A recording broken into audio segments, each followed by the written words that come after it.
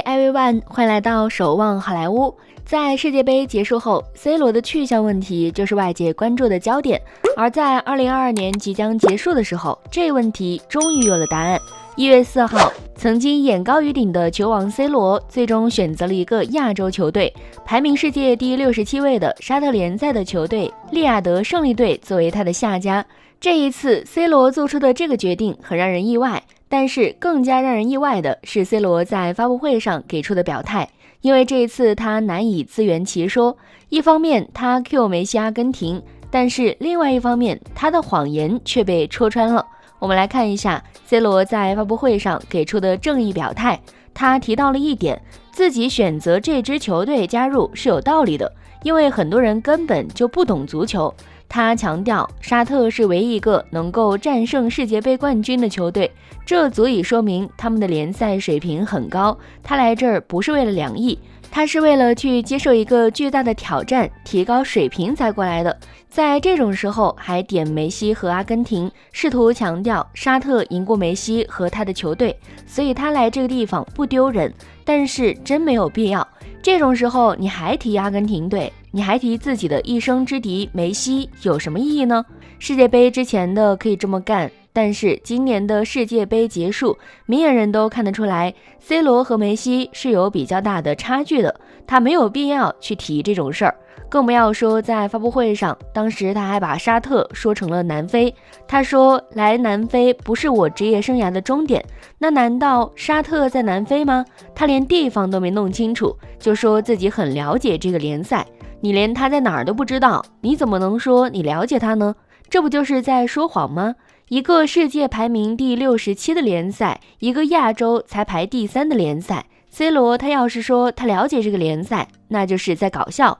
欧洲5大联赛都没几个豪门球队的球员敢说自己了解沙特联赛，顶尖球员是几乎不会去西亚效力的，所以现在 C 罗说出这种话来，根本就是为自己找补。他又找到了一个角度，那就是沙特是赢过阿根廷的球队，但是在梅西已经拿到大力神杯的时候，他提出这种话，只能证明他的心胸有点不够宽广了。这种时候还在贬低梅西和阿根廷，真没必要。另外一点 ，C 罗说他不是为了钱来的，是为了迎接更大的挑战，是为了传授他的经验来这边。这个话说出去也没有人会信，因为有媒体透露，实际上有葡萄牙的球队，而且还是欧冠球队波尔图希望拿下 C 罗，但是他们只给 C 罗开了400万的年薪，他们让佩佩去说服 C 罗。39岁的佩佩就在波尔图效力，他是 C 罗的好兄弟，而连他都去劝 C 罗了， C 罗球员却没去。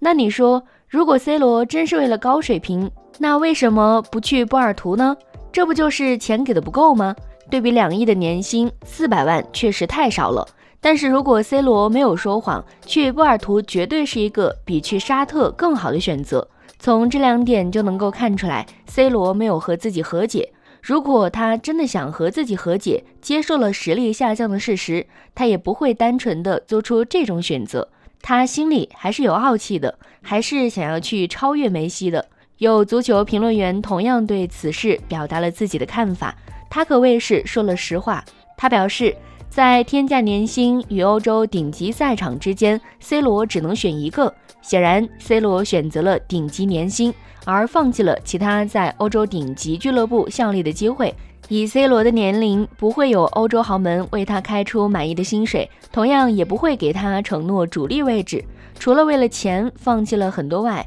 选择沙特利雅得胜利的过程中，他也抛弃了很多人，其中一个就是与他合作了20年的王牌经纪人门德斯。曾经在 C 罗的自传电影中，门德斯被他称为像自己的另一个父亲，而如今这段亲情也即将反目。C 罗和门德斯一起相互成就了20年，曾几何时，这是一对最好的战友。17岁的 C 罗在葡萄牙体育踢上1线队时，他就与门德斯捆绑在一起。而当 C 罗在世界足坛不断赢得荣誉的岁月里，门德斯一直是他最坚定的战友。在 C 罗的自传电影中，门德斯来到 C 罗的豪宅参加他的家宴。席间 C 罗问门德斯谁是世界上最好的球员，门德斯不假思索地表示是你，克里斯蒂亚诺。第一时间 C 罗也回应，你是世界上最好的经纪人。2015年门德斯举办结婚仪式时， C 罗不仅是伴郎，还购买了希腊的一座价值1200万欧元的小岛作为礼物，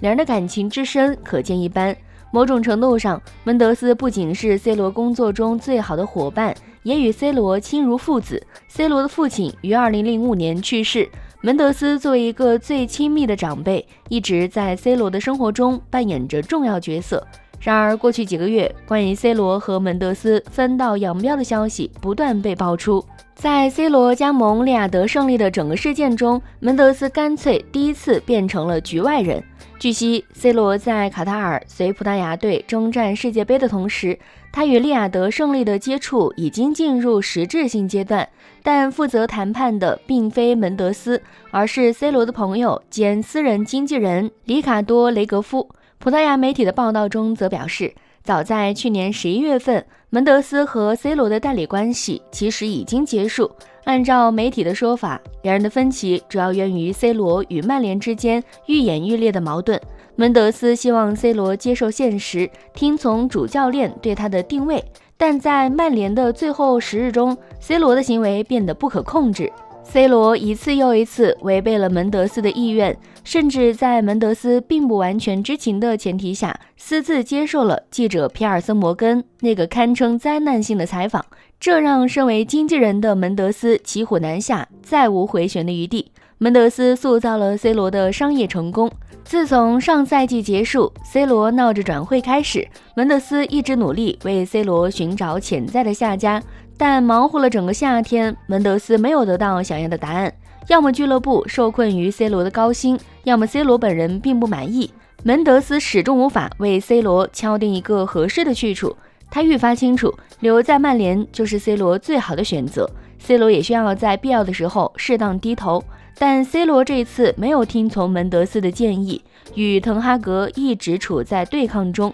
场内场外不断带来新问题。平心而论， C 罗也有自己的委屈。滕哈格有别于数位前任的处理方式让他感到不快，但竞技体育中实力决定一切。既然 C 罗不再是过去无所不能的自己，那么他就需要认清现实。作为经纪人的门德斯比 C 罗更早看清这些，他的客户被全世界疯抢的年代已经过去了。问题是 C 罗依旧相信自我，他主观地认为门德斯这一次没有合格地完成任务。最糟糕的事情还是 C 罗与摩根的那段独家专访，一个尚未脱离合同关系的球员公开对东家的上上下下表达不满。他不但让滕哈格轻松地站在道德制高点上，也与曼联俱乐部彻底撕破了脸。最关键的是 C 罗用不理智的行动告诉所有俱乐部，这个球员不服管，这等同于关上了门德斯为 C 罗在欧洲寻找下家的最后一扇门。正是从那时起，门德斯与 C 罗的关系走向冰点。 C 罗一意孤行，门德斯则认为自己失去了信任。据悉，门德斯当时已经联系了利雅得胜利，但没有继续跟进。而在世界杯期间， C 罗宣布与曼联解约后， C 罗干脆亲自打电话联系了一些欧洲豪门俱乐部的高层，试图通过对话为自己的职业生涯迎来转机。这个过程中，门德斯并没有参与。据媒体透露，当时门德斯个人还能拨通 C 罗的电话，但其公司的其他人想要联系 C 罗，只能通过雷格夫。可以认为，随着 C 罗成功加盟利雅得胜利， C 罗经纪人的角色已经由雷格夫取而代之。如果说为了钱以及与门德斯反目都是个人的选择，无可指摘的话，那么以下两点就不能让人对 C 罗的人品产生怀疑。去年4月份，在英超第32轮一场焦点战中，曼联在客场0-1爆冷输给了埃弗顿，而打满全场没有太出彩表现的 C 罗，在离场时被一位一直用手机拍自己受伤部位的埃弗顿小球迷惹怒，葡萄牙巨星直接一掌将这位名叫哈丁小球迷的手机拍落在地，随后 C 罗头也不回地径直离去。C 罗的冲动行为赛后引发了巨大争议，哈丁的母亲在社交网络上发文炮轰 C 罗是恶棍，并直言自己的孩子当时手背造成淤伤，患自闭症，并且运动障碍，心灵受到极大伤害。事后 C 罗在个人社交媒体上发文致歉，我想为我的爆发道歉，我们必须总是保持尊重耐心，并为所有热爱足球的年轻人树立榜样。如果可能的话，我想邀请这位球迷来老特拉福德看比赛，以彰显公平竞争和体育精神。但当《每日邮报》再次采访当事者母亲的时候，